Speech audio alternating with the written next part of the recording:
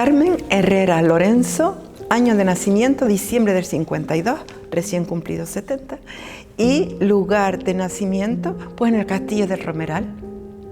Yo, Juan Trujillo Sánchez, año de nacimiento, diciembre de 1948, recientito cumplido 74, he nacido en Castillo del Romeral y he vivido siempre aquí. Para mí yo tengo un recuerdo bastante grato, a pesar de las circunstancias que vivimos en su momento, porque no estaban ni las calles asfaltadas, las calles eran de tierra en esa época, ¿no?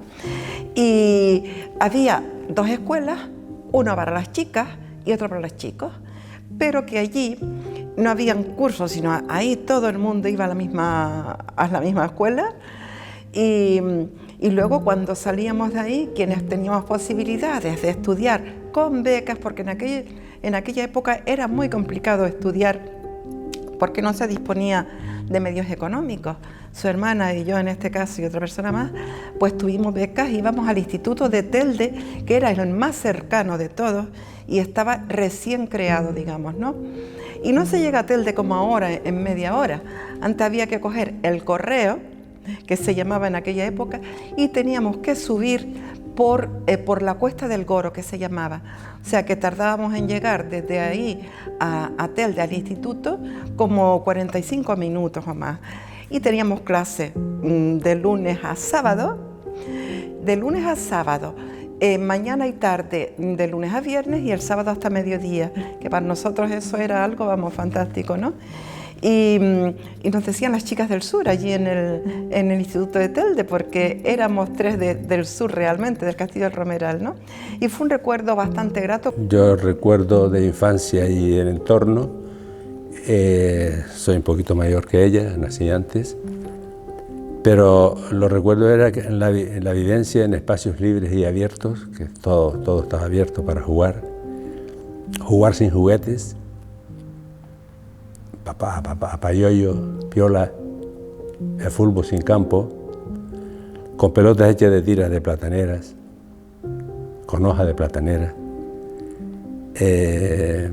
bañarse en la playa a cualquier hora, libre, sin problema, guardar las cabras por ahí que estaban sueltas por todos estos cercados que eran libres.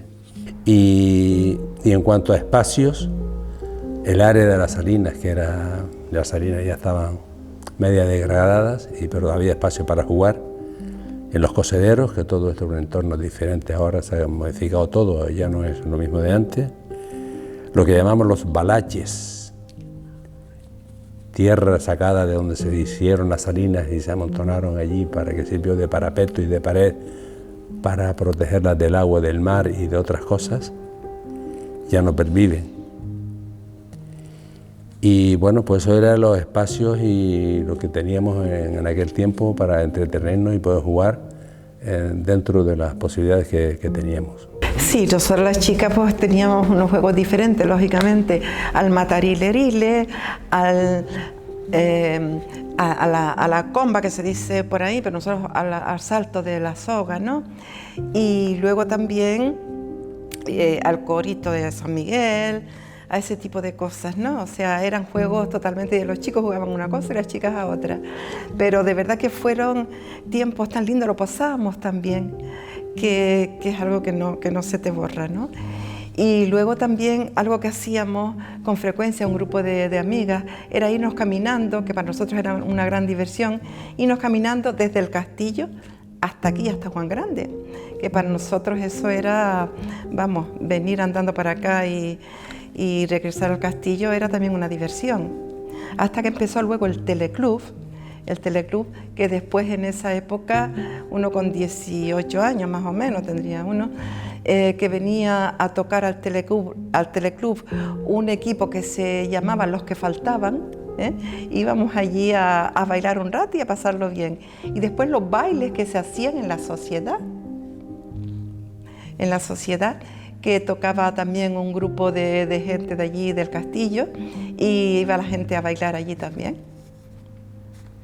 Bueno, mi padre se dedicaba a la pesca por la mañana. Una pequeña anécdota es cuando venían de pescar, algo muy así que lo recuerdo, el pescado que cogía mi padre y mi tío, y que no se vendía ahí en la playa. Mi madre lo repartía, lo distribuía entre varios vecinos de allí. Entonces se dedicaba por la mañana a la pesca y después cuando llegaba, almorzaba temprano y tal, y después se iba a cuidar los tomateros. Las familias casi todas tenían una actividad similar, porque éramos un pueblo reducido, éramos casi todos familiares, casi todos, se casaban primos con primas, hasta 3 y 4 por casa.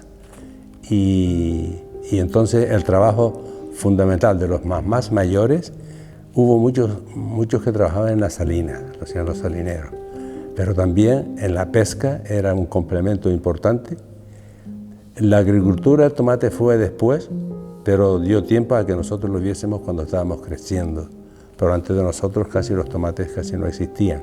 Entonces la gente tenía que irse de este pueblo a otro, emigrando como los pastores, pero con la pesca. Cuando aquí entraba el viento fuerte de verano, hay que ir a Maspalomas o a Arguineguín. Y eso era la evidencia. Luego ya en otros daba oportunidades de trabajar en plataneras que no eran aquí en este territorio, que eran por Arucas o por Las Palmas, y iban para acabar plataneras. Hubo que hacer acequias importantes ahí en los montes a pico y carreteras a pico, porque no habían maquinaria para tractores para hacer esos trabajos, y en todo eso fue poquito a poco trabajando los hombres. Las mujeres no tenían trabajo solo en la época de invierno, de octubre en adelante hasta febrero o marzo, en el empaquetado de tomate. Después se dedicaban a aprender a coser en las casas, y los hombres, o los que no estaban en la costa, como he dicho antes, pues tenían que ir a la mar y esperar a ver qué se podía coger. Pero trabajo muy poco y poco cualificado. El turismo llegó más tarde y aportó otras cosas. Vivíamos en una casa de mi abuela materna hasta que mis padres compraron una casa con dinero prestado por un familiar. Mis hermanos varones fuimos al trabajo siendo niños. Por enfermedades de mi padre, íbamos a la escuela de pago por las tardes y terminando después la construcción de nuestra casa, poco a poco, los días de fiesta y los sábados. La mano que le echábamos era esa, trabajar para poder, porque mi hermana, que era de la edad de Mari Carmen, pues ella no trabajó, ella tenía que estudiar. Pero la mujer no trabajaba, era otro tiempo. Y sí le echamos una mano buena en todo. Cuando mi madre no podía estar, a nosotros nos tocaba fregar la loza, hacer esas cosas y ayudarla a llevar la ropa a la sequía para lavarla, que en la casa no había agua. Bueno, en mi caso, digamos que, colaboramos en la casa y demás. Pero claro, como estábamos estudiando y a los 18 años ya empecé a trabajar en el ayuntamiento, pues hice los estudios de trabajo social trabajando y estudiando.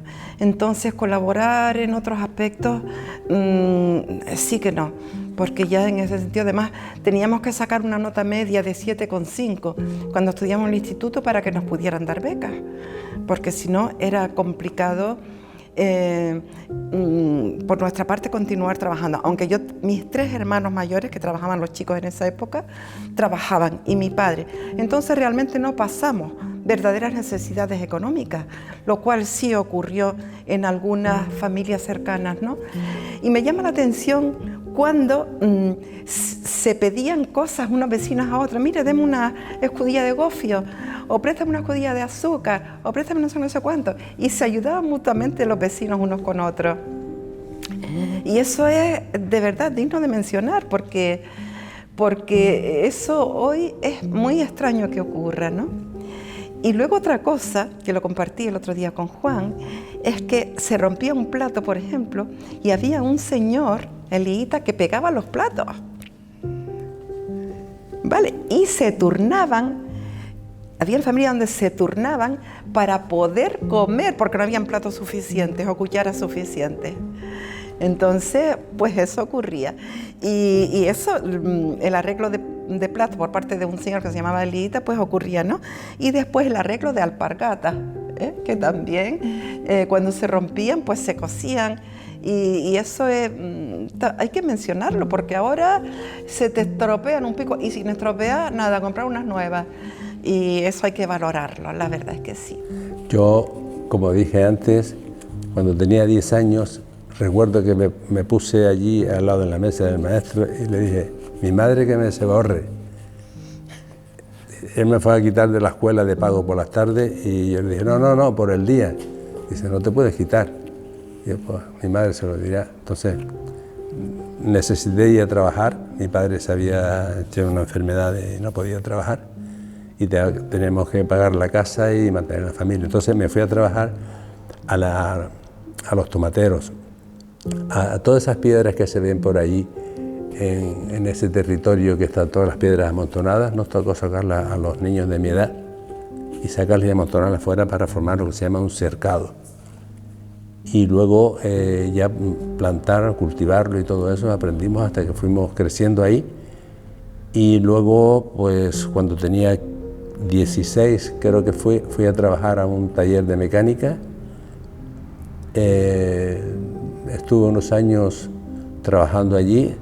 Decidí hacer la mili voluntario porque me interesaba para un futuro trabajo, y luego eso me salió bien porque el trabajo era en lo que se llamaba la Caja Insular de Ahorros aquí en Gran Canaria. José Molina era el maestro que había para todos los niños, niñas no.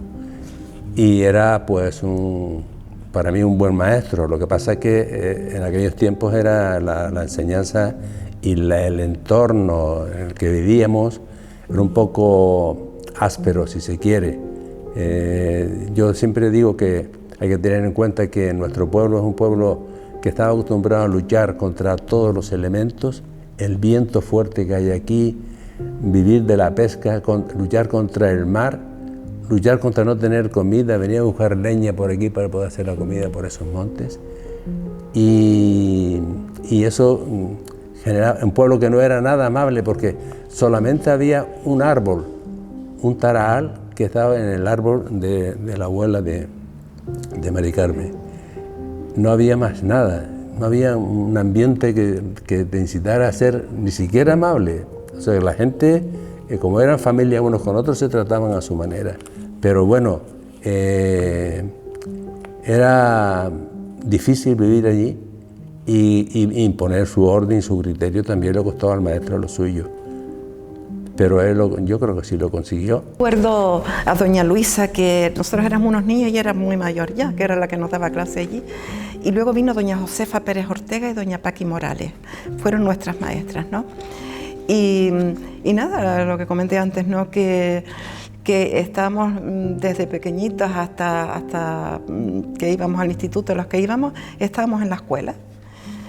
La fiesta del Carmen, esa es algo muy tradicional, la fiesta de la Virgen, o sea, lo tradicional es la procesión del Carmen por el mar. Que eso, como la Virgen del Carmen es la patrona de los marineros, pues siempre ha sido muy venerada en la zona. Y después está la fiesta de San Miguel, que digamos que es la fiesta principal, que es donde antes se hacían los ventorrillos, se iba a pasear la gente y tal, pero San Miguel... La fiesta era el momento muy esperado para celebrar el trabajo de todo el año. Se decía normalmente así. Había que engalanar el pueblo, y para ello se traían hojas de palmera de los oasis de Maspalomas y se engalanaban con unos postes que se ponían clavados en el suelo, y se ponían los ramitos como aquel que llevó en un burro en Palestina. Palmeras de ese tipo. Y venía una banda de música que a veces se paraba aquí en Juan Grande, y la gente venía aquí, donde recibían a los papahuevos, iban bailando por esa carretera para abajo sin asfaltar hasta el castillo. Y ahí se comenzaba ya después la fiesta, se participaba más la gente en esa fiesta popular de la calle. Eso había un grupo de personas muy animadoras, y la verdad es que creo que lo pasaban bien. Para eso, la tradición que también había era que había que estrenar un traje. Las mujeres se engalanaban iban a vecindarios que habían costureras para que le hicieran un traje para la fiesta. Sí, señor. Y había que comprarse ropa y lucir un peinado o algo para la fiesta. Y eso era sagrado y había que respetarlo. Y se seguía con pasión. Los jóvenes se buscaban novios en ese momento, porque claro, no salían solos.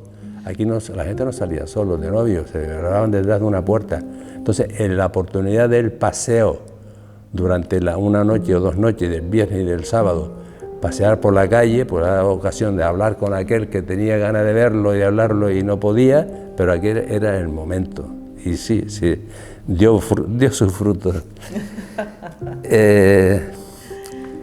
Y se organizaban competiciones, como incluso regatas de los barcos de estos costeros a vela, que ya eso ya se ha perdido, ya no hay de esos velas,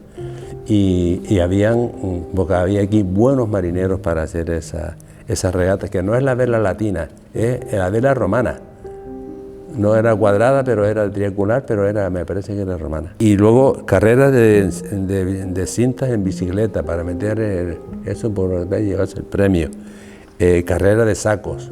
Era un divertimento pues, sano y sin coste. Para hacer la fiesta había que salir a pedir dinero por los pueblos vecinos, por media isla, vender números para la rifa de un arco que se llamaba un arco, que era como una gran cesta de Navidad, adornada, y le ponían cosas dentro, un saco de papas y cosas de esas. Y los músicos que venían también tenían que quedarse en un sitio como este, parecido, si había un local, 1 noche o 2 noches, fuera de sus casas y durmiendo por ahí en el suelo, porque para el día siguiente había que tocar la diana floreada y esas cosas por la mañana. Teníamos a él que tocaba el armonio y después también teníamos a Pacuco, que era que desde pequeñitos lleva un grupo de chicos y chicas que nos enseñó a tocar pues distintos instrumentos musicales, ¿no? Y lo que sí, yo no sé si es el momento de decirlo o no, que miren a ver ustedes. O sea, el Castillo es un pueblo muy especial. No es de los que van de paso como Juan Grande, como Vecindario, como Maspalomas. El Castillo del Romeral, el que va allí es porque tiene a su familia allí o vive allí. O sea, de paso, antes no se iba. Se iba porque se vivía allí. O sea, el que iba allí es porque, por eso somos todos casi familia, ¿no? Esas aportaciones de gente a la fiesta eran más bien esporádicas. O bien que se tomaba 4 rones, bailaba un poco más allí en la tierra, o se cantaba así, la gente solía cantar alguna folía, algo, cantos canarios, que había gente con buenas voces, y sí, cantaban, pero un poco así de esporádicos, no que fuesen así.